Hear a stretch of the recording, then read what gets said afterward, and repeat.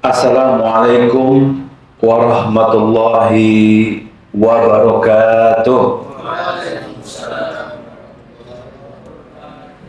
Innal hamdalillah nahmaduhu wa nasta'inuhu wa nastaghfiruh wa na'udzu billahi min shururi anfusina wa sayyiati a'malina. May yahdihillahu fala mudilla lahu wa may yudlilhu fala hadiyalah.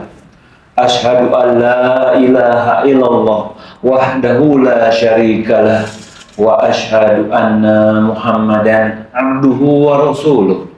Qala Allah Ta'ala fi Qur'anil Karim, ya ayyuhalladzina amanu ittaqullaha haqqa tuqatih wa la tamutunna illa wa antum muslimun. Allahumma salli ala Muhammad wa ala alihi wa sahbihi wa man tabi'ahum bi ihsanin ila yaumiddin, amma ba'd. Alhamdulillah, segala puji syukur kita panjatkan atas nikmat yang Allah berikan sama kita. Nikmat yang Allah berikan kita nggak bisa hitung, la tuhsuha, kita nggak bisa hitung. Bahkan kemarin berasa nggak, beberapa hari itu yang lalu, nikmat aman Allah cabut dari kita, ya? Berasa nggak, Pak? Berasa. Mau ke kajian, deg-degan, ya Pak ya? Istri mau ke pasar, udah deh yang di kulkas dulu aja.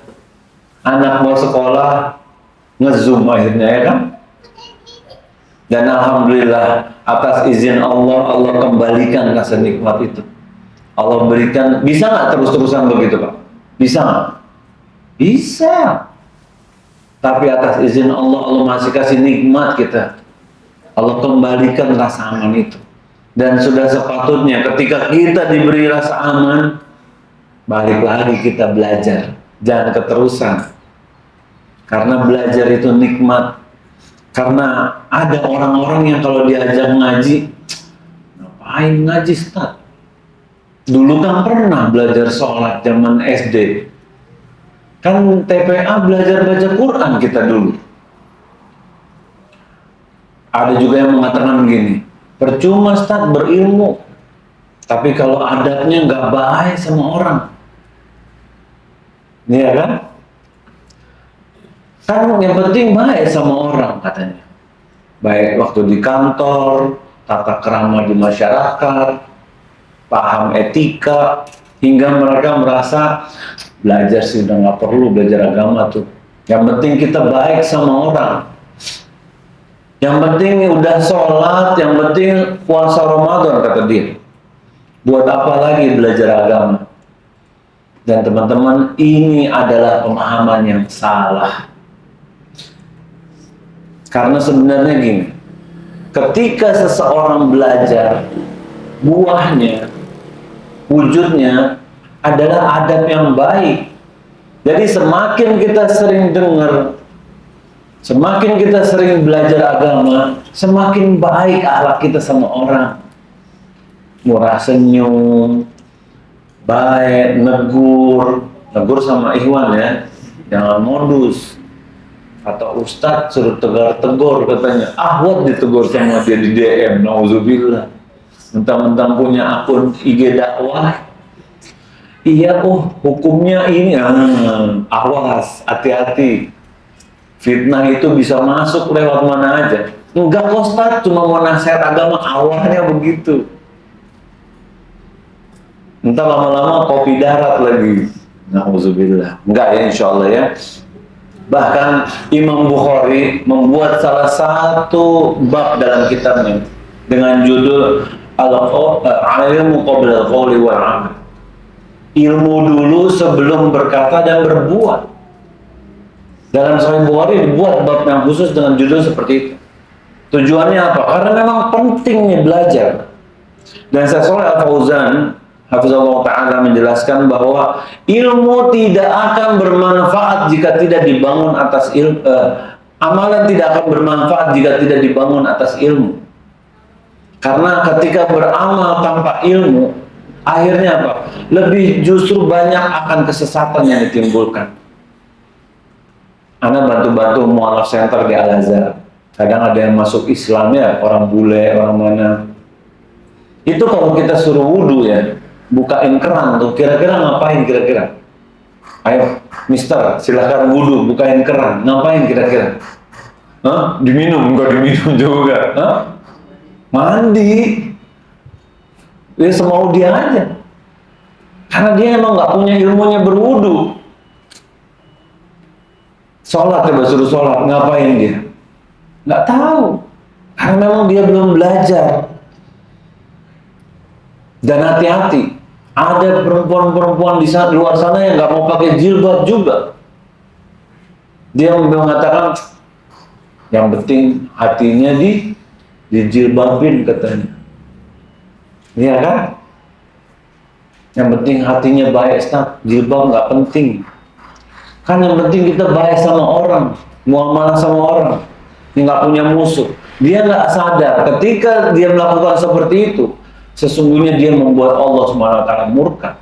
Karena perintah berhijab ini perintah Allah, bukan dengan akal kita semau-mau kita. Dan manusia yang terbaik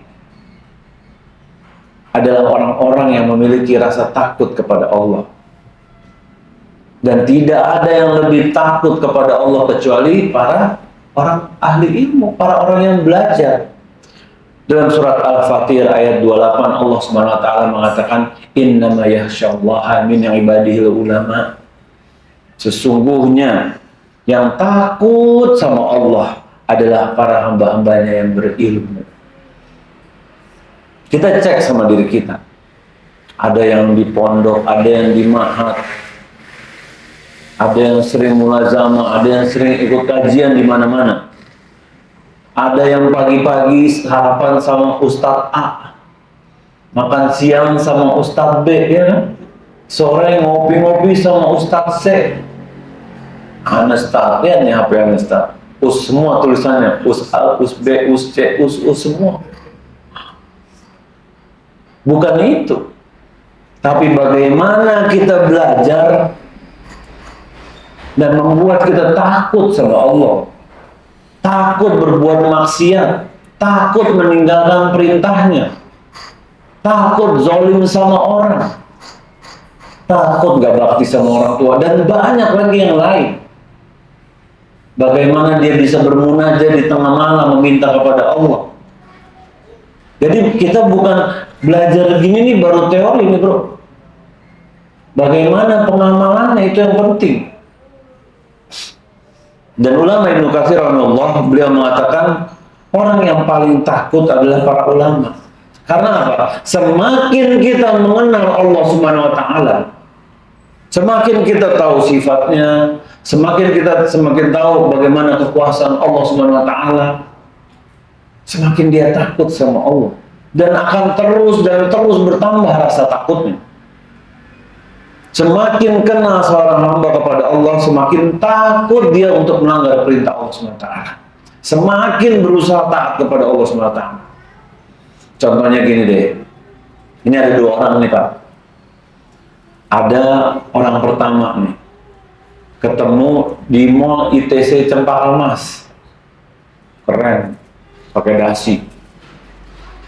Bilang, Bang, pinjem dong duit nih. 500.000 aja. Kita nggak pernah ketemu sama sekali, nggak pernah. Ada orang kedua, ketemu nih tetangga di Semper sini. Kita tahu orangnya kayak apa. Tetangga kita persis. Jam sholat dia ke masjid, anak-anaknya membaca Al-Quran, menghafal Al-Quran, istrinya suka ngirimin makanan. Tiba-tiba ngutok rumah kita. Bang, Ana nih sebenarnya gak enak ngomongnya, tapi ibu di kampung sakit nih Bang. Ana minjem 1 juta. Nah kita nih ya, ada 2 orang. Yang satu rapih minjem 500.000, kita nggak pernah. Yang kedua kita tahu tetangga kita nih minjemnya 1 juta. Mana orang yang kita kasih minjem? Orang pertama atau orang kedua? Siapa? Angkat tangan coba. Antum, orang kedua. Kenapa? Lebih banyak loh ini.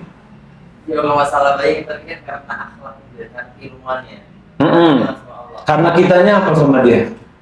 Karena kita melihat dari segi apa namanya hubungannya sama Allah, Pak. Kalau dia tidak sama Allah. Iya, karena kita apa sama dia? Percaya. Kenapa kita bisa percaya? Karena ilmunya. Iya, kenapa kita bisa tahu ilmunya? Karena kita kenal. Yang ngebedain itu dua. Ketika kita kenal, kita tahu. Begitu juga ketika kita mengenal Allah. Semakin kita mengenal Allah, semakin patuh kita tuh. Semakin nurut. Disuruh yang laki-laki sholat 5 waktu di masjid, berangkat. Walaupun ada yang mengatakan pendapatnya sunnah muakkad. Iya kan? Perlu nggak? Ah, itu kan cuma sunnah, Ustaz. Ana di rumah aja. Ada nggak orang begitu? Ada. Ketika kita mengenal Allah, diperintah nggak pakai milih-milih. Kalau makan babi enggak deh kayaknya. Nah. Tapi kalau misalnya ya minum-minum dikit-dikit lah, Ustaz. Belum bisa nih. Enggak. Ketika kita tahu mengenal Allah, semakin kita takut sama Allah. Diperintahkan ke masjid, gas, ya kan? Nggak minum homer. Bismillah nggak dilakuin. Bakti sama orang tua, adab sama istri, mendidik anak, semua kita kerjakan. Karena kita kenal sama Allah, kita tahu bagaimana kekuasaan Allah, bagaimana sifat Allah. Jadi semakin kita jauh sama Allah, semakin nggak patuh. Dan alangkah ruginya kita kalau kita nggak kenal sama Allah. Karena hidup ini kita harus mengenal Allah. Dan kita lihat bagaimana kita bisa mengenal Allah dengan belajar kepada para ahli ilmu, belajar kepada para ulama. Karena para ulama adalah pewaris para nabi. Siapa yang ingin warisan para nabi, sudah sepatutnya kita belajar sama ulama. Hendaklah dia duduk bersama ulama, ngambil ilmu sama ulama. Ambil ilmu ya, bukan ngambil selfie. Foto retak dikit tahan. Nih anak ketemu ustadz ini nih, anak ketemu ustadz ini, cepet banget dilihatnya. Koleksinya banyak. Bukan itu. Ketika kita bertemu dengan ahli ilmu, ulama, belajar, tanya, minta nasihat. Dan orang-orang yang mengambil ilmu dari para ulama, tentu Allah Subhanahu wa Ta'ala akan mudahkan jalannya dia menuju surga. Dalam hadis Nabi Muhammad SAW mengatakan, "Man salaka tariqan yaltamisu fi 'ilman, sahalallahu lahu bihi tariqan ilal jannah." Siapa orang yang menelusuri jalan mencari ilmu, maka Allah akan permudah jalannya dia menuju surga. Jadi jalan masuk surga itu dengan belajar kita. Begitu juga sebaliknya, semakin kita jauh dari ilmu, semakin susah kita mau masuk surga. Iya kan? Bingung, ngerjain amalan, nggak taunya nggak ada tuntunannya, rugi. Ngerjain amalan ada yang lebih afdol dibandingkan yang afdol. Kita ngerjain yang biasa, rugi. Dan semua harus tahu dengan ilmu. Dan ini merupakan menuntut ilmu adalah jalannya para ulama terdahulu. Ketika mereka belajar lagi ke para ulama yang lebih berilmu lagi. Dan pentingnya transfer ilmu itu penting. Salman Al-Farisi pernah berkata, "La yazalun nas bi khairin ma baqiyal awwal hatta yata'allama aw yu'allima al-akhar." Jadi dikatakan senantiasa selalu manusia dalam keadaan kebaikan. Selama apa? Yang berilmu yang awal ngajarin kepada yang berikutnya. Ngajarin kepada sesudahnya. Dan dikatakan fa inna halakal awwal qabla an yu'allima aw yata'allama al-akhir, dan jika meninggal nih yang awal nih sebelum ngajarin ke yang berikutnya atau ke generasi berikutnya, halakan nas, maka akan binasa semua manusia. Jadi kalau misalnya ada yang orang-orang ulama terdahulu, kita ambil ilmunya, kita belajar semua. Dan kita harapkan ada proses transfer ilmu ke generasi. Karena kalau beliau keburu wafat, nggak ada transfer ilmu, binasa kita semua. Ada ilmu-ilmu yang kita belum pelajari. Dan Abu Darda radhiyallahu anhu pernah mengatakan, "Mali ulama'ukum yadhhabuna wa juhalaukum yata'allamun." Jadi saya tidak ingin melihat para ulama ini wafat, sedangkan orang-orang yang bodoh ini belum belajar. Karena dikatakan fa inna rafa'al ilm zihabul ulama. Jadi dikatakan ilmu itu diangkat adalah ketika para ulama wafat. Jadi bukan ilmu hilang itu buku dibuka tulisannya hilang, bukan. Jadi kemana tulisannya? Bukan. Atau PDF-nya hilang. Tapi ketika ulama itu wafat, Allah angkat ilmu. Ada ulama ahli faraid, ya kan? Wafat, udah. Berat kita belajar. Ada ulama fikih, ada ulama ini. Belajar kita sama mereka. Termasuk yang bicara juga belajar. Dan ilmu ini, kata Abdullah bin Mas'ud radhiyallahu anhu, dikatakan, inna ahadan la yuladu alim, bahwa kita ini semua, aneh termasuk kita ini lahir nggak ada yang berilmu. Ada yang lahir langsung bisa wudhu, Pak. Bisa wudhu nggak Pak lahir? Nggak bisa ya? Baca Quran kan nggak yang lahir langsung bisa baca? Nggak ada. Jadi ilmu itu dengan belajar. Belajar. Dan belajarnya nggak berhenti. Terus belajar sampai kita wafat. Dan ulama, dan karakter-karakter ulama, sesungguhnya mereka belajar adalah dengan metode talaki.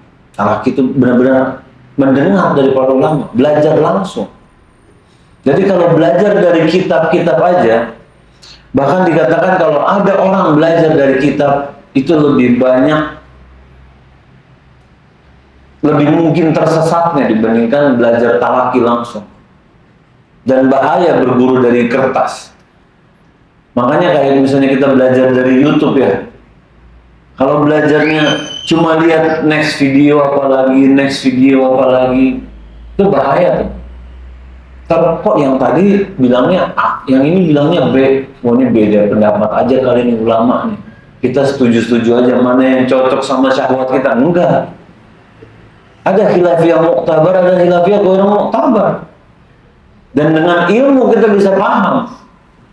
Jangan seenak-enaknya ya kan. Oh ini bab yang ini nih kayaknya khilafiyah ulama. Ana ikut yang ini aja deh, yang ini enggak. Enggak. Apalagi masalah akidah. Enggak boleh kita beda pendapat. Akidah harus sama semua.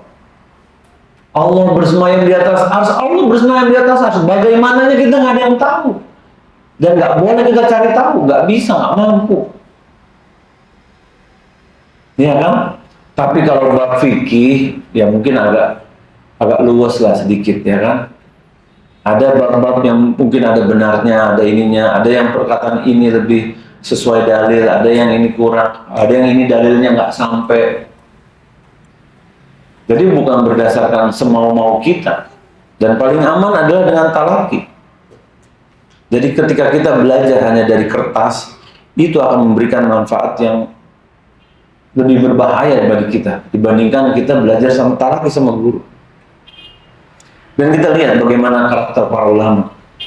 Ulama tuh tawadu. Ulama tuh nggak cari popularitas. Dari Amasy rahimahullah yang mengatakan, kami ini pernah bujukin Ibrahim agar dia mau duduk berdiri di tiang, tapi dia nggak mau.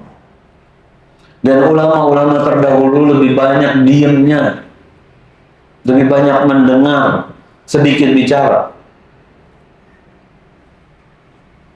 Dan kita harus serius nih ngambil ilmu dengan para ulama. Kita harus dengerin, kita harus minta nasihat. Dan kita harus benar-benar berusaha mengambil ilmu dari sumber yang sungguh-sungguh berdasarkan qala Allah wa qala Rasul. Dan tentu dengan pemahaman para sahabat. agar kita berusaha menjaga kemurnian agama ini. Semakin kita berusaha menjaga kemurnian agama ini, semakin maju Islam ini. Semakin kita biarkan agama ini bercampur baur dengan budaya, semakin berantakan, semakin bingung. Karena Islam bukan budaya. Islam itu way of life. Budaya itu terbatas, Pak. Budaya orang semper, pagi-pagi makan nasi uduk. Orang Eropa suruh kesini makan nasi uduk, bingung dia. Biasa makan roti. Kita suruh makan roti gimana Pak pagi-pagi? Mulut. Nggak kenyang biasanya ya. Rotinya 7 boleh nggak? 7.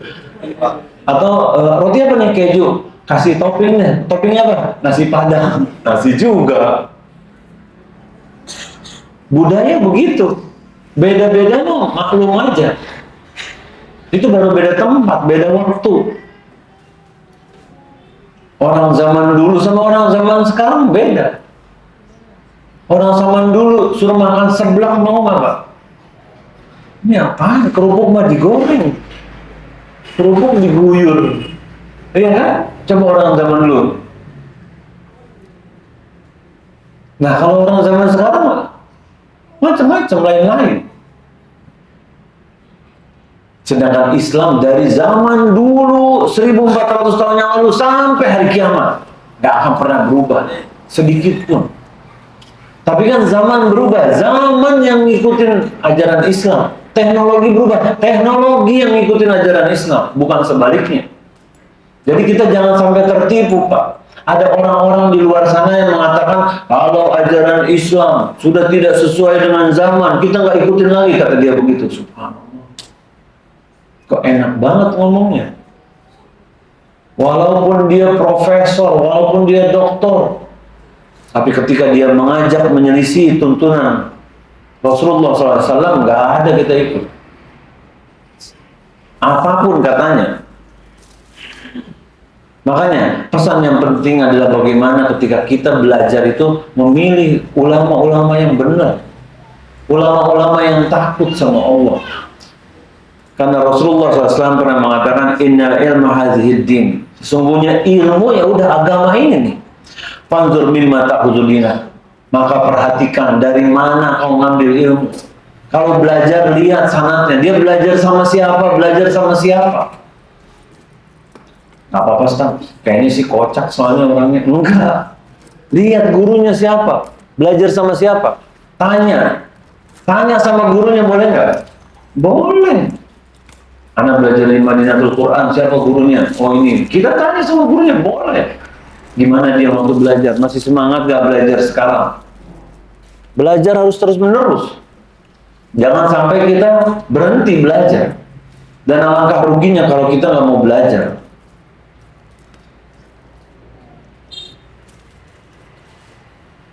Dan belajar itu buahnya adalah salah satu ada adab. Jangan sampai ketika kita sering belajar, sering ikut kajian, makin galak sama orang. Kalau ketemu orang dilihat dulu, isbar, gak jenggotan. Jangan. Bisa aja nggak nunggu ya bro ya? Benar nggak? Bisa. Bisa aja melorot celananya, bisa nggak? Bisa, karena lagi kurus gitu kan, diet misalnya. Jangan kayak gitu. Adab dan ilmu adalah dua komponen yang saling terikat. Semakin berilmu dia, harusnya semakin beradab. Semakin beradab dia, seharusnya dia semakin berilmu.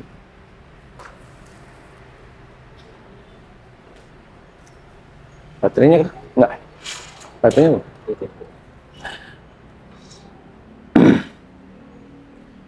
Jadi dengan tingginya ilmu dan dia nggak punya adab, itu kayak tong kosong.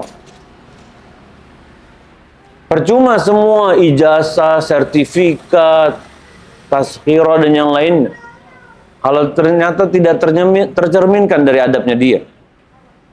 Secara bahasa ilmu itu al-aql, atau yang kita kenal dengan akal ya.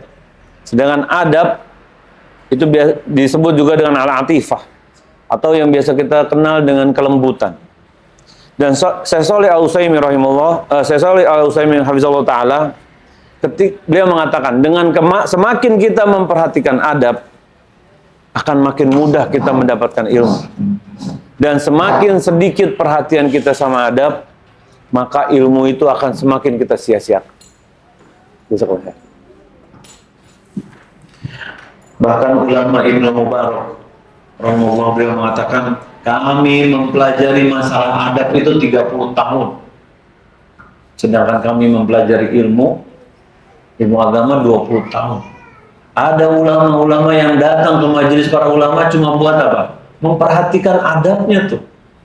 Bagaimana perilakunya, gimana ramah tamahnya. Dia nggak belajar, tapi dia cuma lihat. Kalau kita tanya, sudah berapa lama kita belajar adab? Atau kita sibuk dengan ilmu-ilmu yang memang ilmu alat, ya kan? Qaidah fikih, usul fiqh, apalagi bahasa Arab, fikih ibadah. Mana bab-bab kita belajar tentang akhlak, tentang adab? Karena ilmu yang tidak diamalkan dari bab adab ini nggak ada faedahnya buat dia. Bahkan disamakan dengan orang yang memikul beban tapi nggak ada gunanya beban dia sebenarnya. Beban dia bawa berat tapi nggak ada isinya, sia-sia buat dia. Dalam surat Jumu'ah ayat 5, Allah Subhanahu wa taala katakan, "Matsalul ladzina humilut Taurah." Bagaikan orang-orang yang membawa Taurat, katakan. Lam yahmiluha, dan kemudian dia nggak bawa lagi. Kama salil himar yahmilu asfar. Seperti himar yang membawa buku-buku, membawa kitab-kitab yang tebal. Kalau ada keledai bawa kitab, ada gunanya nggak tuh kitab? Nggak ada, beratnya aja kan? Nah, kita nggak mau seperti itu. Kita mau setiap kita belajar ada efek sama adab kita. Ada pengaruhnya sama diri kita. Karena ketika berilmu tanpa adab, akhirnya jadi apa? Sombong. Dia nggak tahu nih hadis yang ini nih. Dia nggak tahu nih kalau tahiyatul masjid harus gini-gini. Ya kan? Dia nggak tahu nih sholat duha afdolnya tuh kalau anak unta udah mulai kepanasan. Karena dia nggak punya adab. Karena dia merasa dengan ilmunya dia udah cukup. Ada adab kita tuh penting. Jadi ketika kita belajar bukan cuma buat tahu-tahuan, menuhin akal, tapi hatinya nggak pernah tunduk kepada Allah SWT. Nggak membuat dia tambah takut sama Allah. Na'udzubillah. Dan adab ini meliputi apa? Budi pekerti yang baik, perkataan, ya kan? Terus ketikan. Zaman sekarang kan ngetik, ya kan? Ada loh orang-orang yang pendiam, tapi wah, cici cuit dia di sosial media, nggak berhenti. Pas ketemu, bingung aja nggak ada suaranya. Itu bab juga bagian dari adab. Bagaimana kita memperlakukan orang lain dalam keseharian kita. Dan alhamdulillah, ketika Allah lahirkan kita dalam keadaan agama Islam itu nikmat, Pak. Orang-orang bule di luar sana, Pak, mesti belanja dulu tuh keliling ke sana kemari, belajar ini salah, belajar. Oh, Islam yang benar, alhamdulillah ada ketemu. Kita nggak perlu keliling, Pak. Allah langsung kasih kita beragama Islam. Pernah nggak kita syukurin tuh? Bis gimana, Ustaz? Abah Islam, Umi Islam, masa kita yang lain? Enggak, itu atas izin Allah tuh. Yang kadang kita nggak syukurin. Agama Islam mengatur semua kehidupan kita. Semakin kita jalankan sesuai syariat Islam, semakin mudah hidup kita, semakin selamat. Dan salah satu caranya adalah ketika kita diperintahkan berperilaku baik kepada saudara kita, ke orang kafir, ke tumbuhan, ke hewan, apalagi kepada saudara muslim kita. Dan bukan, adab ini bukan dari pemahaman sendiri ya, karena kayaknya udah oke kok. Enggak. Tanya sama lingkungan kita, berani nggak kasih PR nih? Yang punya orang tua, tanya sama ibunya, Ma, Anda ini udah jadi anak yang baik belum sih? Berani nggak? Berani insya Allah ya. Yang punya istri, nih yang jomblo diam dulu nih. Berani nggak Pak tanya sama istrinya? Ma, anak, sini manggilnya apa? Ayang Beb ya? Hah? Umi, nih, Anda ini udah baik belum sih? Tanya. Belum, kamu masih begini, bismillah, mau berubah. Nggak apa-apa, nggak usah malu. Di situ pintu kebaikan kita. Di situ kita mulai memperbaiki kitab kita, adab-adab kita.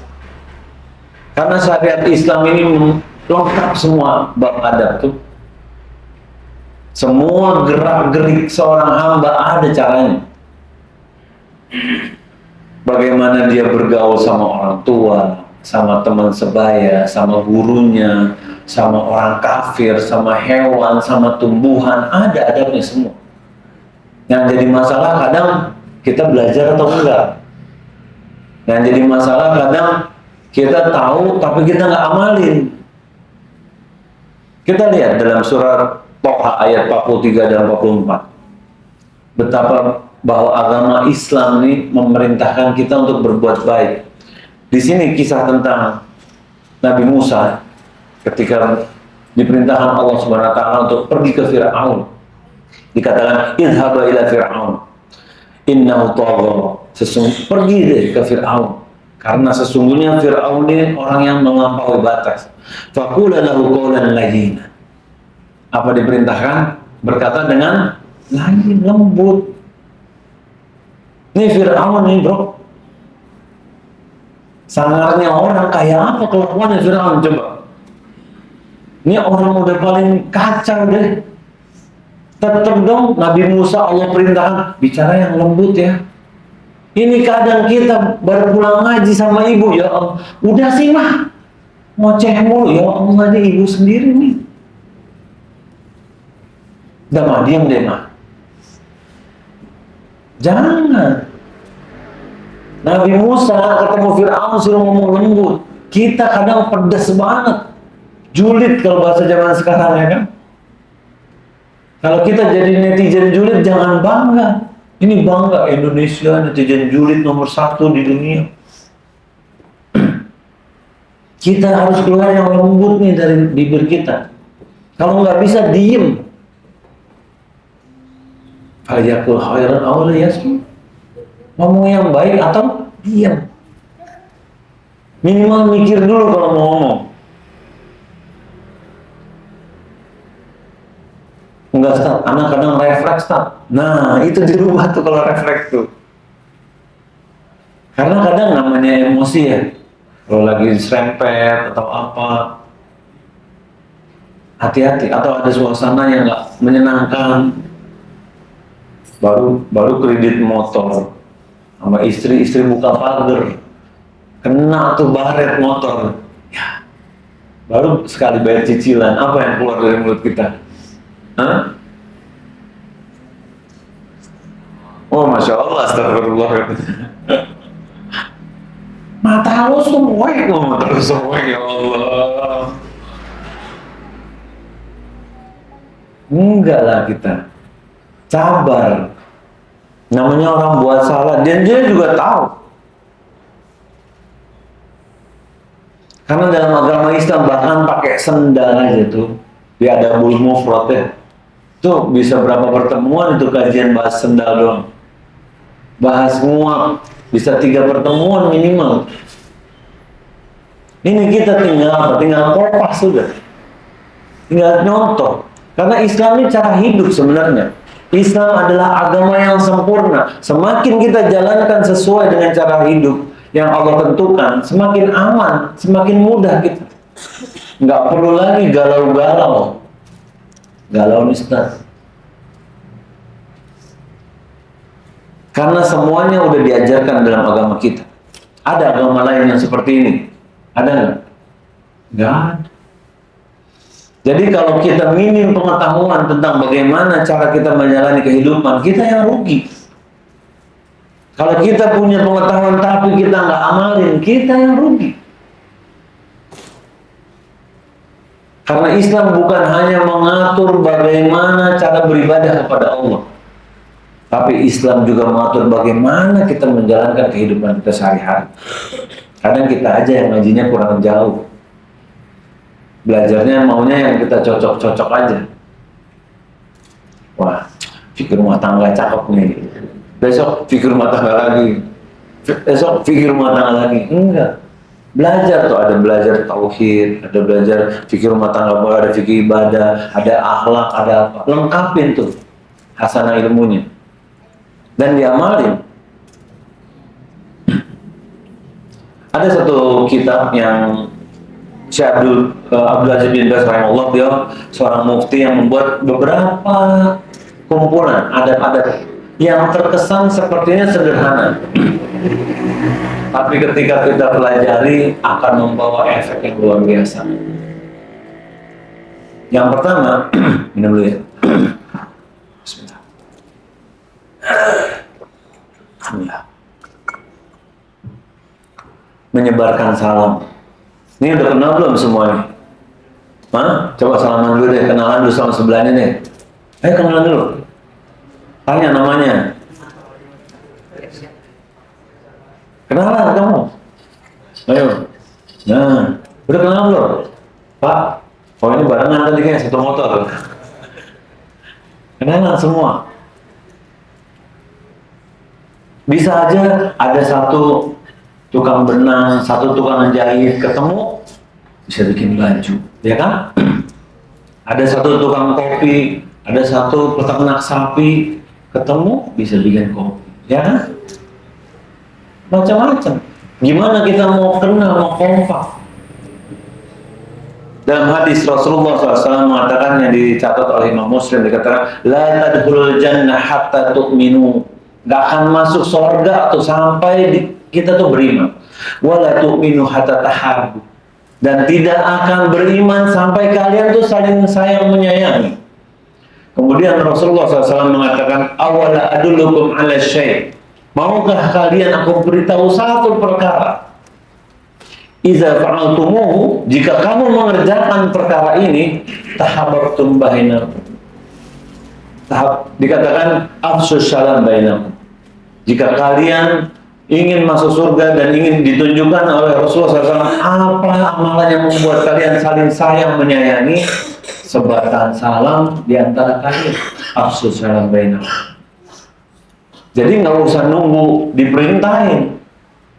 Mulai sekarang kajian di mana aja, Pak? Salam, Pak. Assalamualaikum.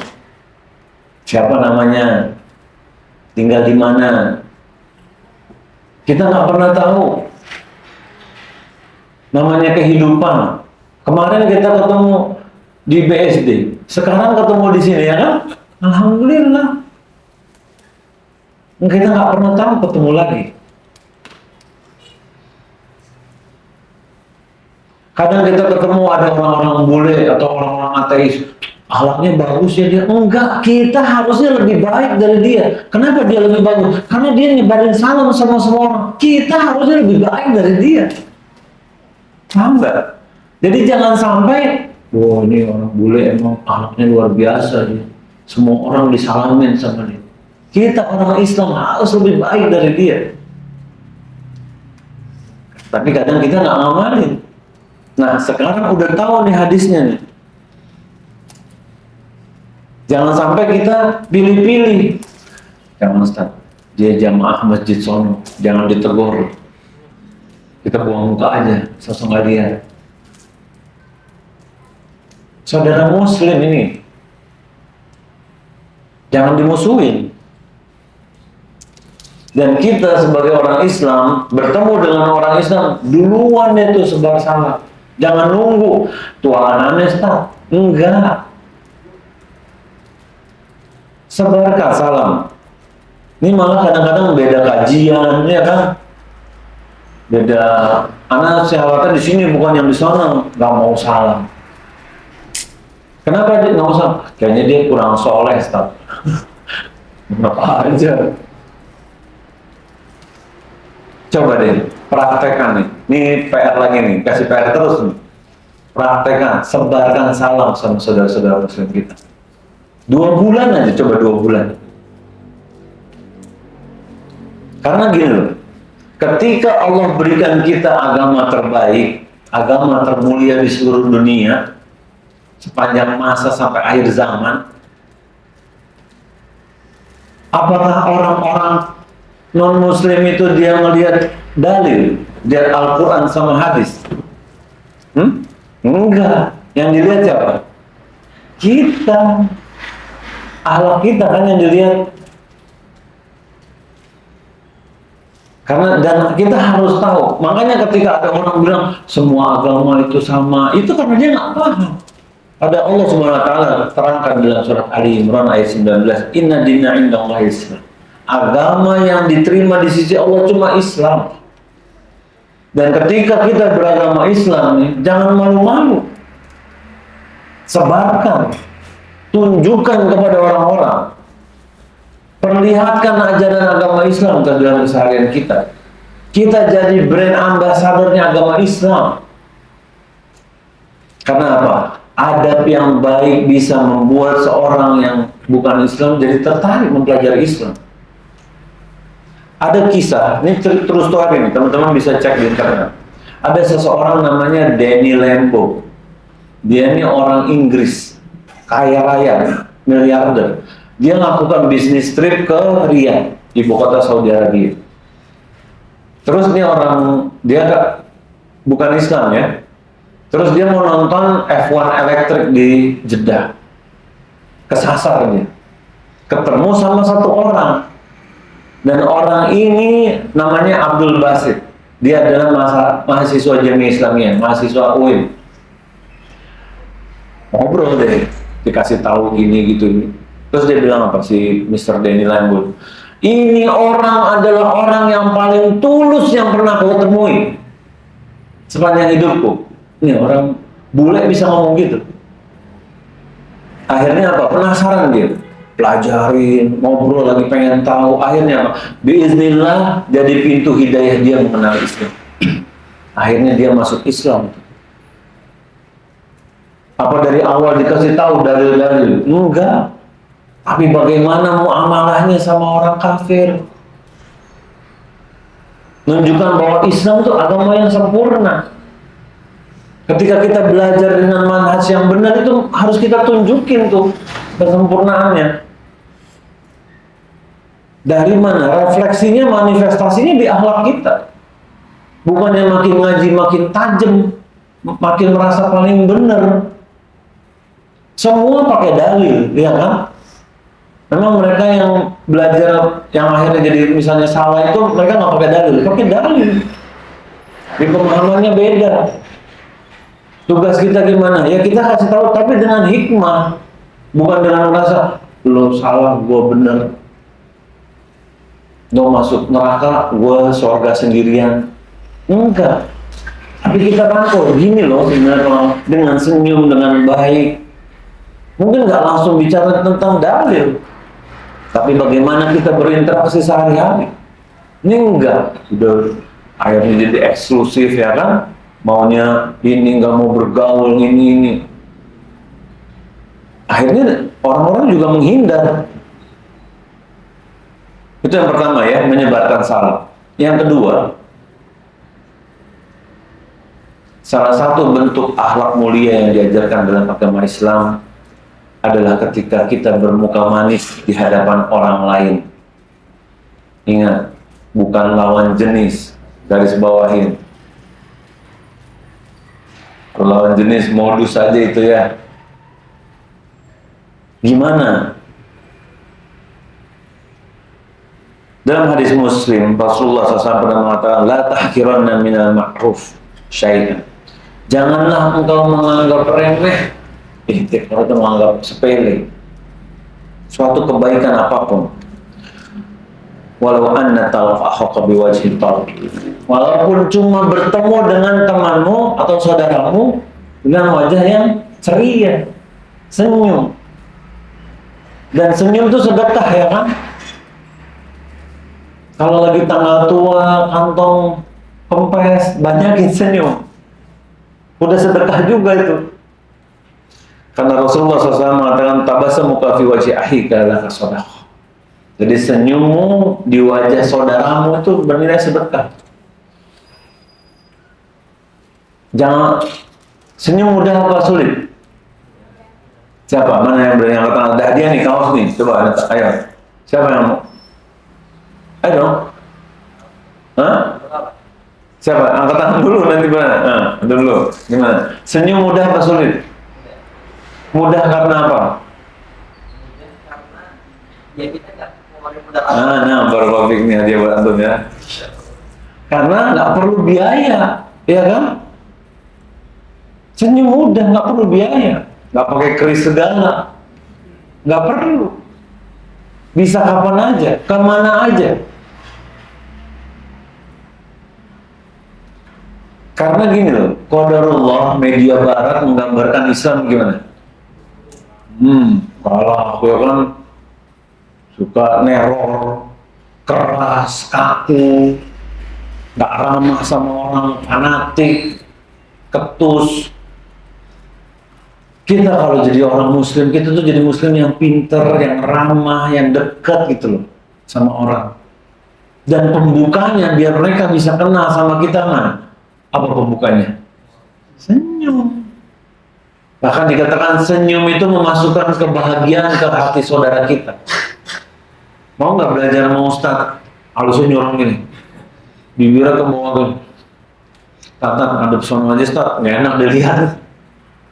Iya kan? Ketika kita senyum orang tuh jadi ya Allah senang gitu. Tak nggak bisa senyum, gimana kalau nggak bisa senyum? Bisa dipelajarin nggak? Bisa nggak belajar senyum Pak? Bisa nggak? Bisa. Pakai kaca di rumah. Kalau terus habis latihan tanya sama istri, gimana senyumku? Masih palsu, ganti, belajar lagi, belum lulus berarti. Belajar. Penjahat aja mau ini motor aja belajar dia. Iya kan? Masa kita senyum gak mau belajar? Belajar. Berikan senyum yang paling tulus sama orang. Bikin dia yang merasa seneng ya ketemu sama dia tuh. Itu senyum tuh. Dan pembukanya kalau orang pengen dekat, gimana mau dekat kalau orang udah senyum? Dilirik pakai matanya, nggak mau. Ramah kita sama orang, senyum. Ada berikutnya, memang terkesan sepele. Ini mah pelajaran bocah, Ustaz. Tapi kadang kita suka lupa. Makan dan minum dengan tangan kanan. Kan dalam hadis Muslim Rasulullah SAW mengatakan asyaitonu yakulu bishimal wa yashrabu bishimal. Syaitan itu makan dengan tangan kiri, minum dengan tangan kiri. Tahu Ustaz kita Ustaz? Oke, Anda tanya. Makan gorengan, tahunya tangan, cabenya kiri. Makan nasi padang, rendangnya tangan, kerupuknya kiri juga, ya kan? Habis makan, tangan belepotan, minumnya tangan kanan, megang gelasnya gini ya, gini. Ya ada nggak yang begini?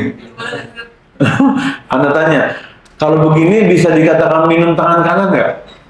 Kalau tangan kirinya Anda lepas, Hah? Bisa nggak? Nggak bisa. Berarti ini sebenarnya yang menopang sebenarnya tangan mana? Tangan kiri. Habis nanti kotor gelasnya, Ustaz. Emang nggak dicuci gelasnya habis antum pakai? Dicuci kan? Ya udah tangan kanan, bismillah. Kadang kita suka lupa.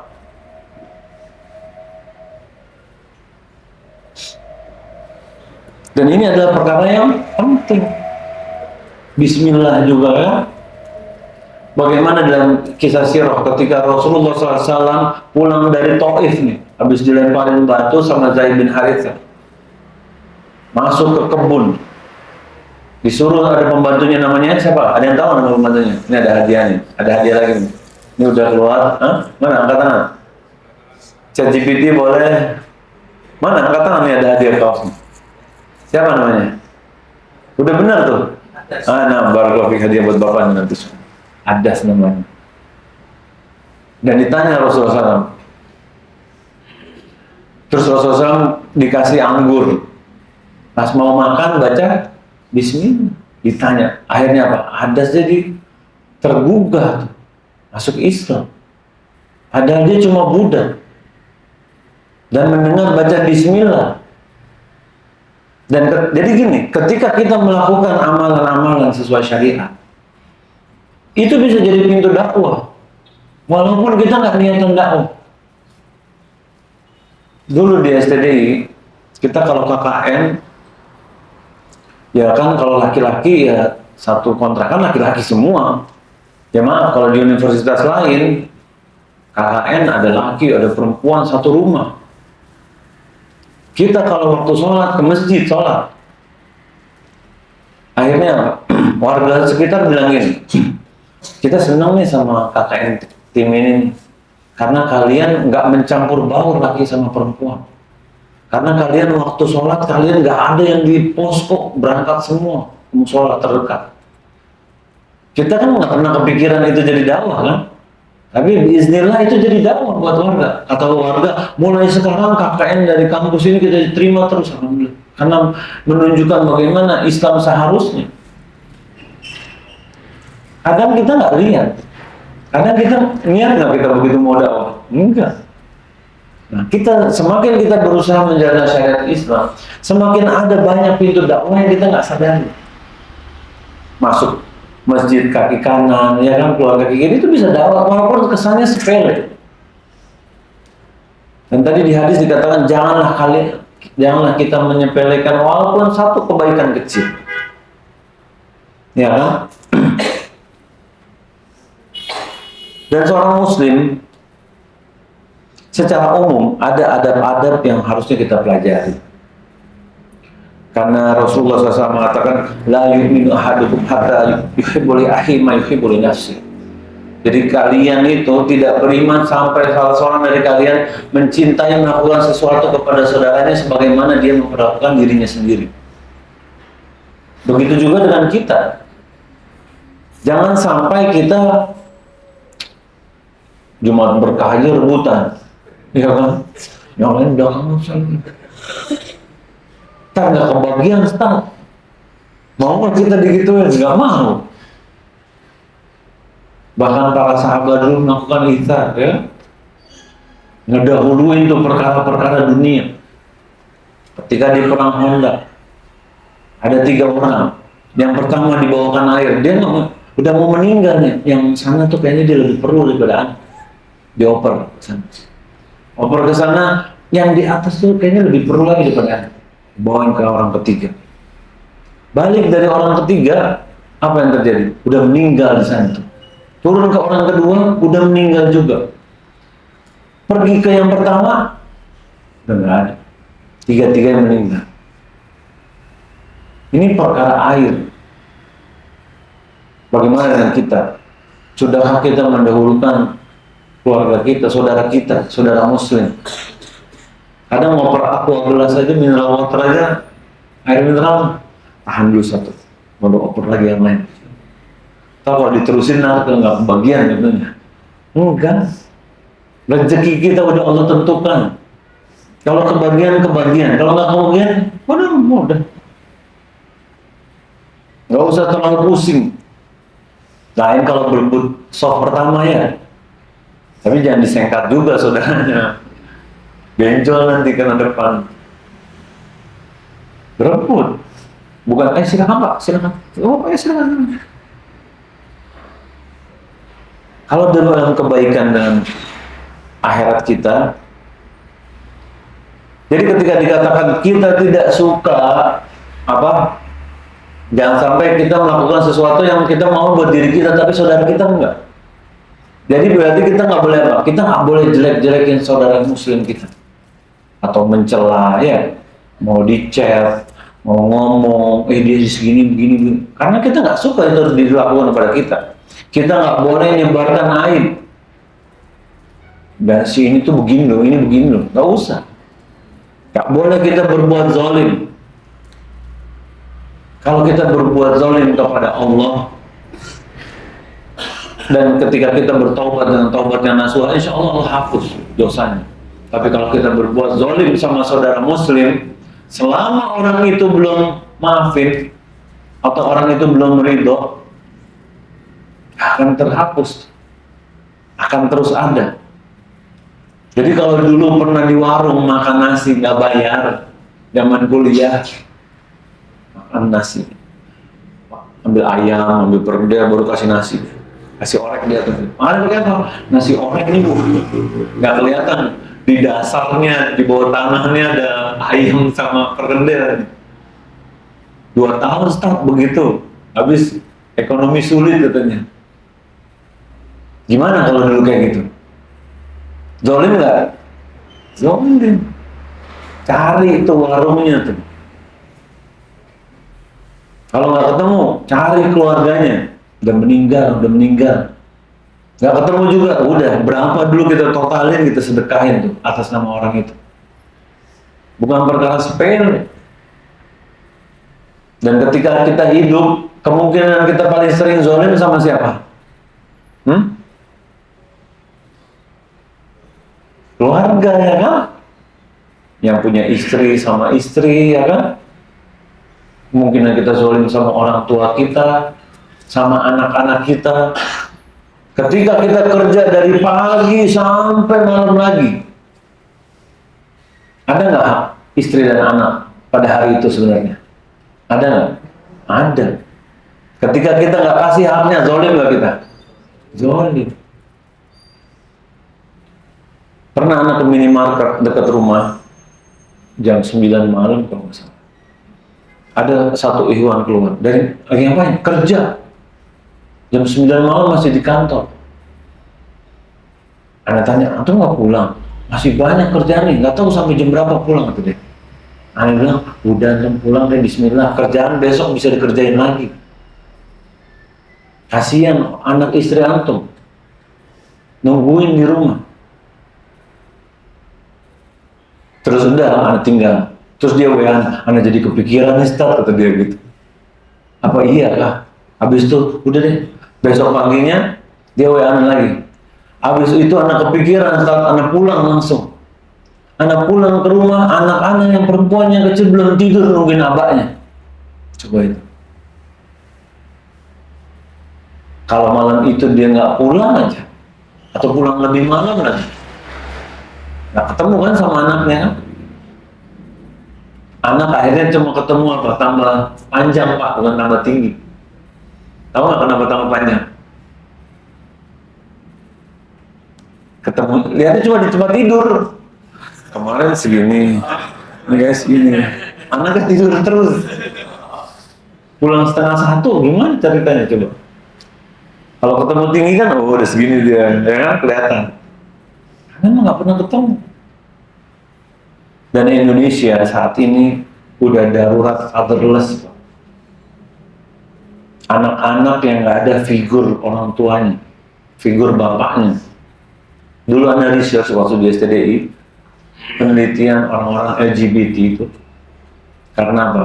Paling terbesar itu karena nggak ada figur ayah. Adanya figur ibu aja di rumah.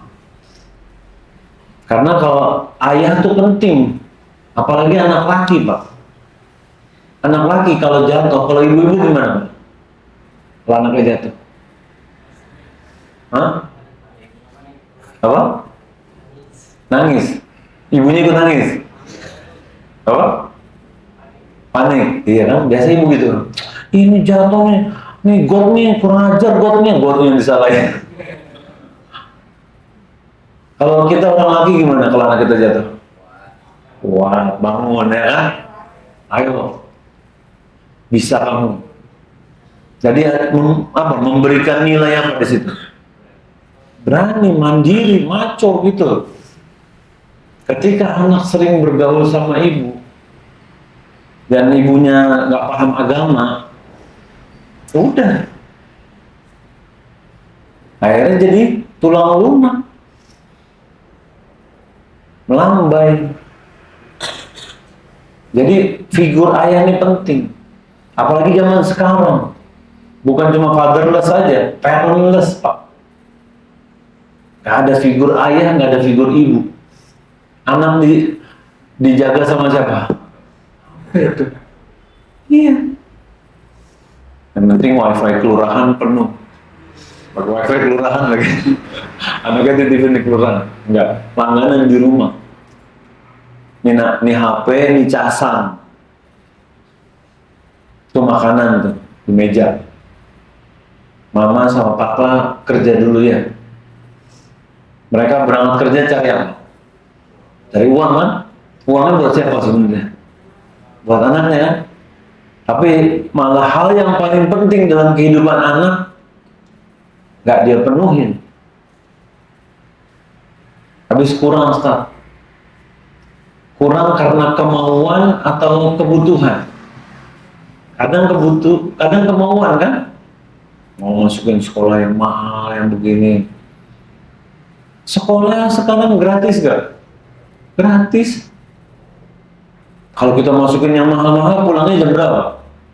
Ini anak lagi nyari buat anak-anak Yusuf yang 6 tahun. Sore. Pernah sekali tuh anak-anak masuk di sekolah yang sampai sore gitu kan, Pak. Itu pulangnya habis asar. Coba anak SD pulang habis asar. Itu makan matanya merem gitu lah. Serius, kasihan nggak? Kasihan, nggak tega kayak gini terus nih. Biar udah bayar mahal udah keluar aja. Iya. Harusnya anak itu pulangnya siang ya kan, bisa tidur siang, terus habis itu bisa ikro sama ibunya, ya kan? Bisa belajar akhlak sama orang tuanya. Bukannya malah ditinggalin seharian. Kalau cuma buat sekolah doang gratis, ya kan? Kita sebagai orang tua, kita harus jadi garda terdepan tuh yang ngajarin akhlak sama anak kita. Kalau kita pengen punya anak kita berakhlak, kita yang ngajarin. Bukan sekolahnya yang ngajarin. Sekolah cuma sekunder, ngebantu. Allah katakan dalam Al-Quran, "Qu anfusakum wa ahlikum nar." Jaga dirimu dan keluargamu dari api neraka. Salah satu pintunya menjaga mereka dari api neraka apa? Sekolah. Bukan. Kita yang jagain. Kita yang jagain anak-anak kita, istri kita. Kita yang bertugas mengawal ilmu-ilmu agama mereka. Kita yang bertugas mengawal akhlak mereka. Maaf, ada yang gini loh, bapaknya S3, ya kan? Ibunya S1, anaknya dididik sama pembantu. Pembantu ya maaf, kadang sekolah aja enggak, ya kan? Dianya TikTok terus, enggak. Kita, Pak, ini tugas kita. Dan zaman ini makin buruk, bukan makin bagus zaman ini. Tanya deh sama yang udah senior-senior. Zaman dulu bedain yang benar sama salah masih mudah nggak? Masih mudah kan, Pak? Zaman sekarang udah ada AI, gimana ceritanya coba? Nenek-nenek terjun payung, ya kan? Iya. Kakek-kakek di kandang harimau, ini benar apa enggak nih? Udah bingung kita mana yang benar, mana yang salah. Ada ulama yang mengatakan begini, padahal bukan dia ngomong. Cuma dirubah bibirnya. Itu fitnah zaman sekarang. Dan dengan belajar agama yang menjadi kita paham. Makanya pada zaman kita modern kayak gini, kita harus paham.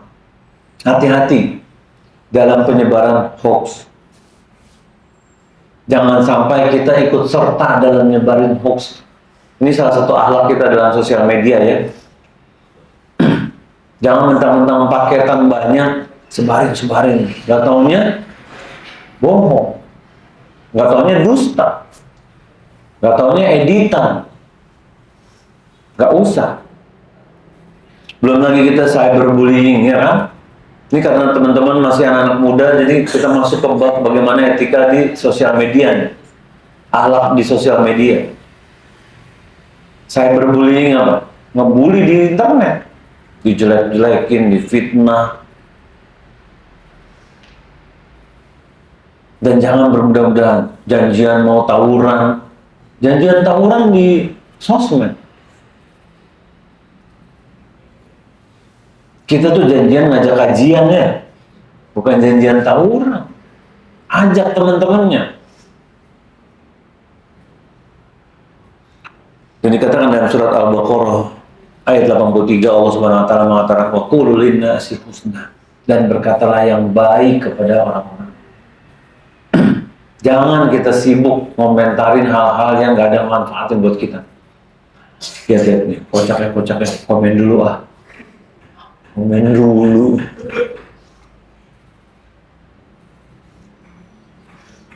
Rugi kita kalau kitanya udah meninggal, dosanya ngalir terus tuh kalau komen gak dihapus-hapus.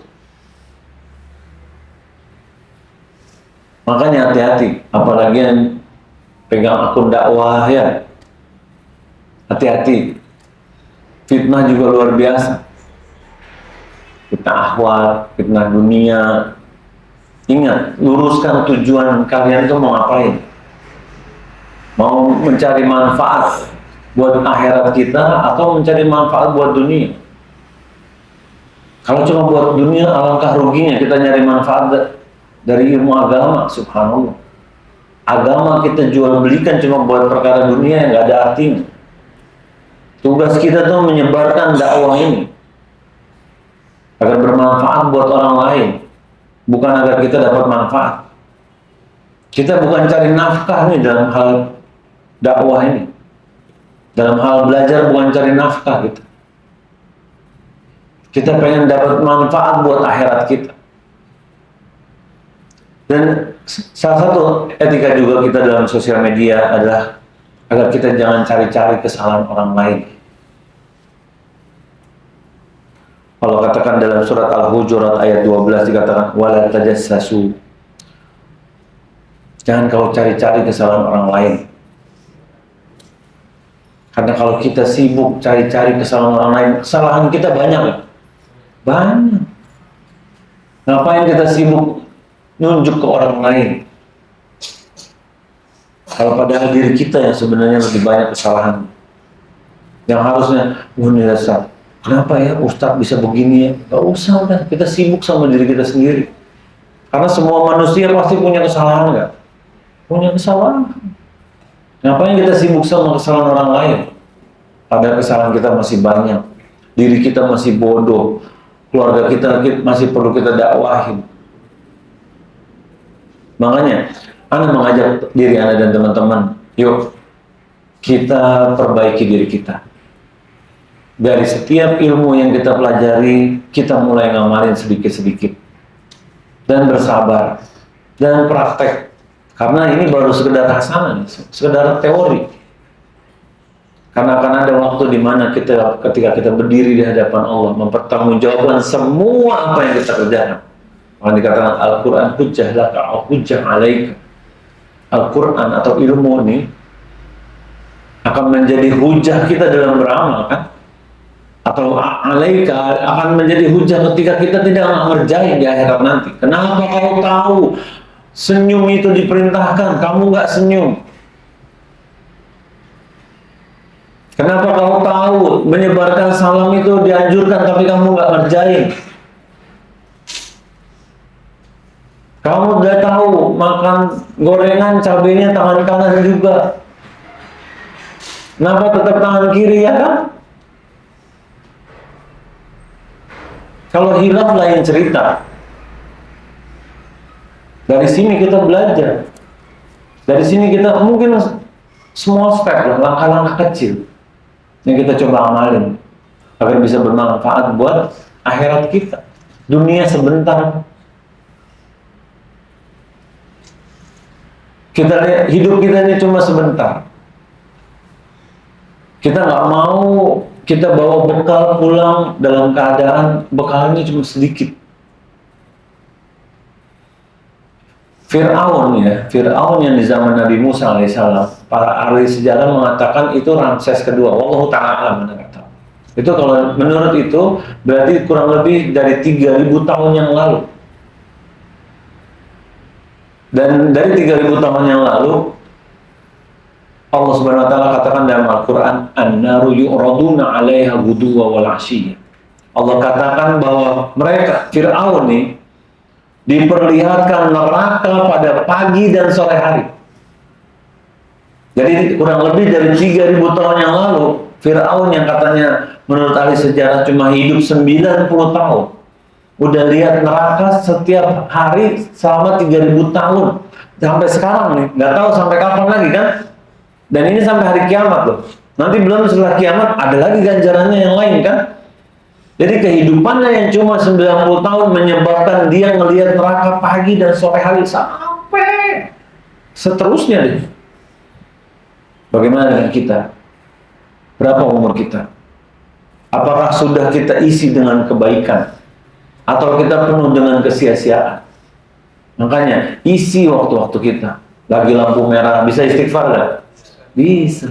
Ini ngeliatin, spionnya cakep juga, ini beli di mana? Kayaknya di toko oren ada, sibuk sama yang kayak gitu.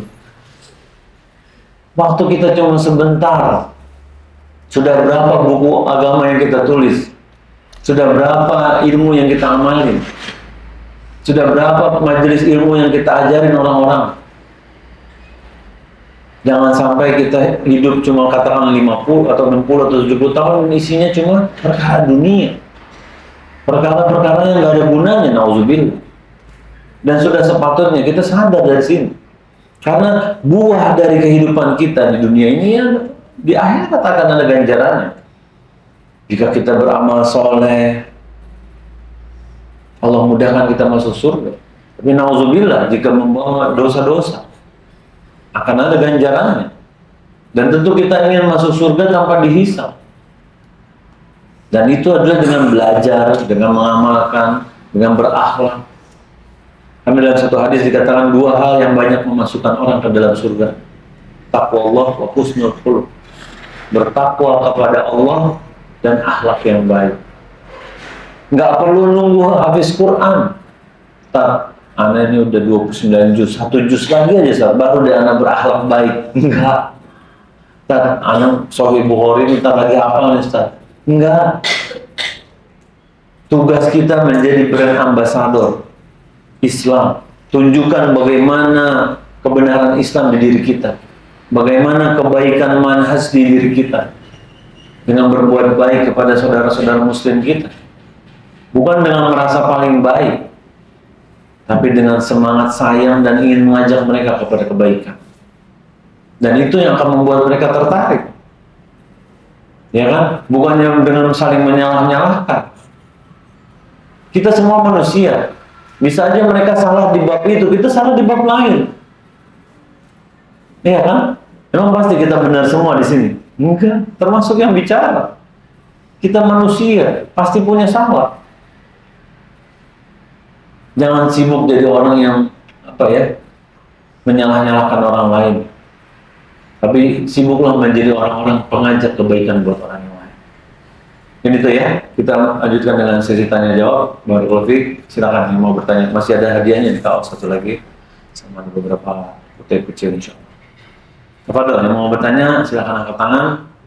Waktu dan tempat nanti silakan. Masyaallah di sebelah air.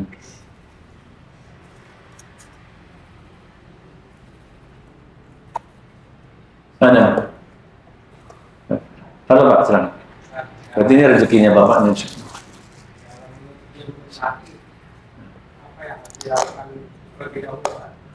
Menurut ilmu syar'i. Menuntut ilmu syar'i. Nah, apa dulu yang? Nah.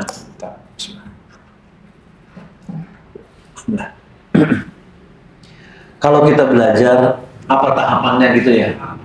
Nah, yang pertama harus kita pelajari, harus kita rapihin tauhid kita. Bagaimana kita beriman, bagaimana konsekuensi syahadat asyhadu alla ilaha illallah wa asyhadu anna muhammadar rasulullah. Kita rapihin tuh. Bagaimana kita meyakini, ya ini masih bab tauhid ya, agak luas sedikit. Bagaimana kita tahu bagaimana kekuasaan Allah, Ya, bagaimana Allah mengatur alam semesta, bagaimana cara beribadah kepada Allah dengan benar. Karena ada orang-orang yang beribadah kepada Allah dengan cara maunya dia. Cara sedekah gini, senyum aja dianggap sedekah. Terus cara pakai sendal aja diatur, cara menguap aja diatur. Masa cara ibadah kepada Allah nggak diatur? Mungkin nggak? Mungkin nggak? Nggak mungkin kan? Nggak mungkin. Ibadah yang paling mulia pasti Allah udah tentukan caranya. Orang pakai sendal aja dikasih tahu. Sendal satu hilang, gimana Pak? Ambil yang lain. Dalilnya gimana? Kalau bisa sendal putus satu, nggak dipakai, copot dua-duanya. Bukan yang ngambil merek yang lebih bagus. Itu baru pakai sendal. Muat. At-tasa'ub minas syaiton. Iza tasa'aba ahadukum falyaruddahu mastata'u. Muat itu dari syaiton. Jika kamu muat, tahan tuh semampunya.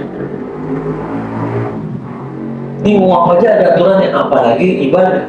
Nah makanya tadi, yang pertama rapihkan tauhidnya. Bagaimana kita beriman dengan nama dan sifat Allah. Allah bersemayam di atas ars, Allah maha tinggi, Allah turun ke langit bumi, kita harus tahu. Dan bagaimana konsekuensi syahadat Muhammad Rasulullah, bahwa Rasulullah SAW mengabarkan kabar-kabar yang akan terjadi nanti. Kita harus yakin bagaimana kita harus beribadah sesuai dengan tuntunan Rasulullah SAW. Yang kedua, buat laki fikih ibadah wajib. Ya, sholatnya dipelajari, cara sholat sesuai tuntunan Rasulullah SAW, cara wudhu. Terus ya yang wajib puasa dipelajari lagi. Terus baca Quran. Terus banyak sebenarnya. Ya ini yang kalau perempuan ada fikih wanita. Misalnya dia harus tahu bedanya darah haid sama darah istihadah, ya kan? Nifas tuh gimana? Jangan sampai nggak tahu. Karena ada perempuan-perempuan yang nggak tahu bedanya darah istihadah sama darah haid. Akhirnya apa? Nggak sholat dia. Masih haid nih, 2 bulan haid terus. Nifas, ilahnya apa? Berhentinya darah. Enggak kan? Kalau kata orang-orang 40 hari. Memang, kalau memang darahnya masih ada 40 hari, 40 hari. Tapi kalau udah berhenti, ya kan? Misalnya sesar gitu kan? Terus dia mau tetap 40 hari nggak sholat. Ini kan butuh pemahaman. Sholat kalau di pesawat, wudhu nggak? Pakai air apa tayamum? Nah kan, ulama beda pendapat nih, ada yang air, ada yang tayamum. Ayatnya gimana? Falam tajidu ma'an fatayammamu. Kalau nggak terdapat air, ada nggak air di pesawat? Jadi sah nggak tayamumnya? Enggak. Nah itu butuh ilmu, butuh pemahaman. Gimana caranya, ininya harus dipelajari. Karena anda temukan kadang kalau lagi manasik umroh banyak yang tayamum, nempel-nempel di bodi pesawat itu. Gak boleh. Apa dalilnya gak boleh? Becek ya, wudunya jangan becek. Biasa wudu pakai keran musola yang kita kan. Yang dibuka gitu. Yang wudhu kita yang kuyup satu baris. Buka kecil. Atau kalau di pesawat bisa nggak wudhu di kursi? Bisa nggak? Bisa. Kalau kita kan enggak. Bahkan orang Saudi bilang kita ini manusia air. Saking borosnya kalau wudhu. Buka air tuh kalau bukan sampai kayak air terjun belum happy gitu ya. Boros tuh, dosa. Buka kecil aja. Dan itu ya beberapa seperti itu yang harus kita pelajari. Ya kan? Barakallahu fiik. Silakan yang mau bertanya lagi. Silakan Pak. Enak, tafadhol. Waalaikumsalam warahmatullahi wabarakatuh.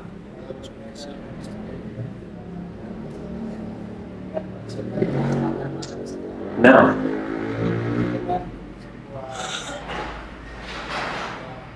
Nah,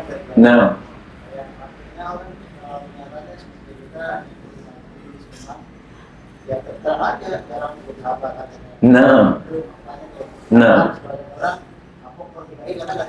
iya betul. Karena yang tidak itu gimana ya, itu kiat-kiat atau mungkin barangkali doa itu untuk menguatkan kita untuk konsisten dengan panduan yang benar. Nah, makanya memang jadi gini, ketika kita tahu dalil, berusaha ngerjain tuh, ya kan? Kayak tahu nih tentang senyum, ini langsung semangat senyum nih. Tapi jangan senyum-senyum sendiri ya, kan diangkut nanti. Senyum deh tuh, saudara-saudara muslim kita. Lihat bedanya. Jangan saat beda pengajian, enggak, senyum. Senyum nggak ada urusannya sama pengajian. Tugas kita berusaha beramal dan minta sama Allah selalu pertolongan. Ud'uni astajib lakum. Minta sama ya Allah jadikan. Boleh nggak minta jadi orang yang suka senyum? Boleh nggak? Boleh. Ini minta istri tambah lagi setengah. Minta istri mulu. Tapi kita lupa. Minta sahabat tuh sampai sendalnya putus. Minta sama Allah. Gak ada garam di dapur. Itu minta sama Allah. Mintanya bukan nanti tiba-tiba turun garam, bukan. Gak ada yang bawain lah atau apa. Itu karena apa? Tawakal yang besar sama Allah. Nah kadang kita tuh tawakalnya yang kurang, akalnya yang kebanyakan. Kalau misalnya kerja nggak lama, nanti duitnya nggak banyak. Ya nggak? Ada nggak pikiran kayak gitu? Ada. Kerja perlu duit yang banyak apa yang berkah? Berkah tapi banyak gitu. Yang berkah banyak, kalau nggak berkah selesai. Korupsi bertahun-tahun, ratusan miliar, udah tua diambil tuh, nggak berkah. Tapi kalau berkah, alhamdulillah anak sehat, ya kan, istri nggak neko-neko, kita ke kajian masih bisa, itu berkah. Jadi bukan berkonsep bahwa kerja makin lama makin banyak duitnya, enggak. Syekh Al-Albani rahimahullah, beliau kerja dalam sehari itu cuma 1-2 jam, reparasi jam, betulin jam, sisanya udah pas waktu duha, udah balik ke maktabah, ke perpustakaan, belajar. Itu yang mau betulin jam, banyak, ngantri. Jadi kita hidup itu bukan memastikan banyak duit, bukan. Tapi cukup aja buat hari-hari. Karena kalau kita ingin banyak lagi, kira-kira berhenti nggak nyarinya? Berhenti nggak? Nggak bakal. Pengen lagi. Nah, tugas kita Pak, ketika kita belajar, berusaha ngamalin. Dicatat, dibaca catatannya, diamalin. Pelan-pelan. Dan minta sama Allah pertolongan agar Allah mudahkan. Barakallahu fiik. Bagaimana?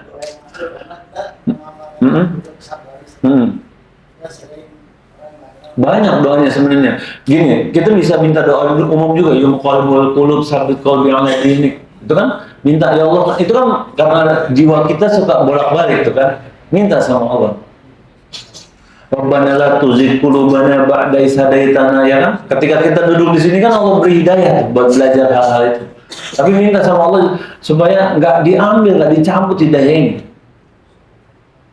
Dan banyak doa-doa yang lain agar kita dijadikan orang-orang yang istiqomah dan yakin Allah kasih jawabannya. Tapi balik lagi kepada kita, action apa enggak? Karena dalam Islam bukan cuma berdoa, kita harus ikhtiar juga. Bisa dipahami insya Allah ya. Barakallahu fiik. Silakan mau bertanya.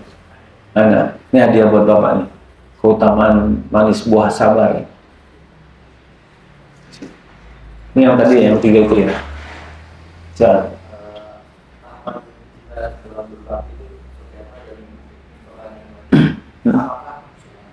Berbakti sama orang tua. Nah.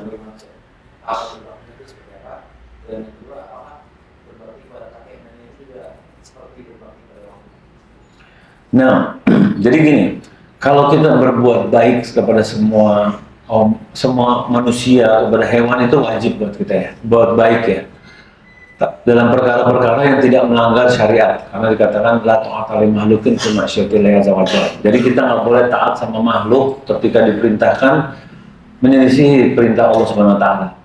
Misalnya gini, sama orang tua disuruh beli minuman keras, beli apa enggak? Enggak.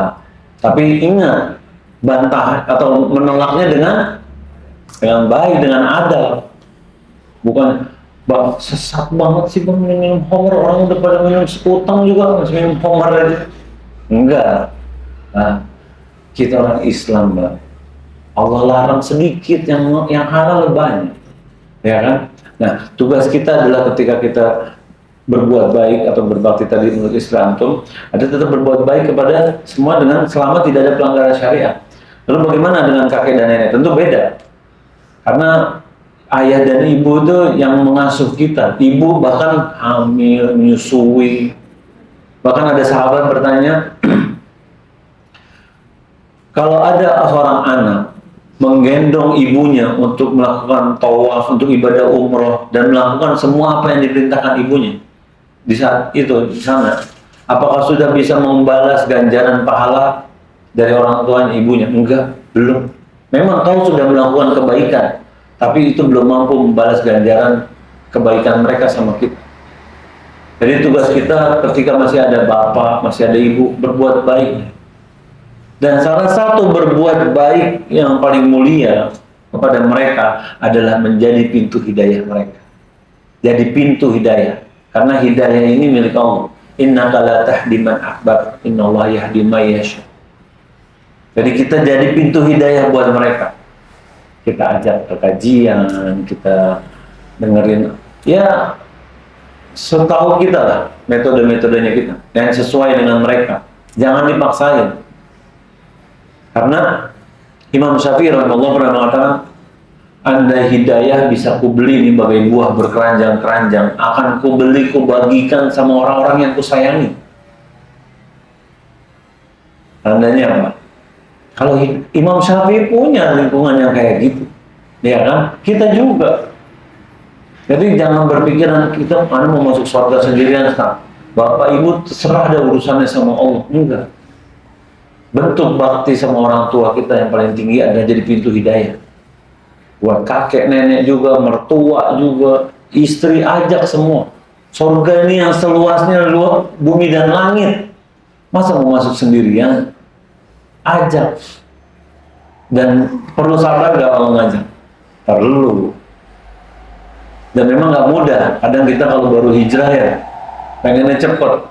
Lihat ada yang agak nyimpang dikit, kasih dalil, kirim video. Memang video dilihat sama mereka? Enggak. Orang paketan habis, nggak dilihat. Itu siapa? Anak. Anak mau nasihatin orang tua mudah apa sulit? Sulit. Lihat Nabi Ibrahim gimana? Ya kan? Nggak mudah. Tugas kita bukan nasihatin mereka, tapi menunjukkan kebaikan.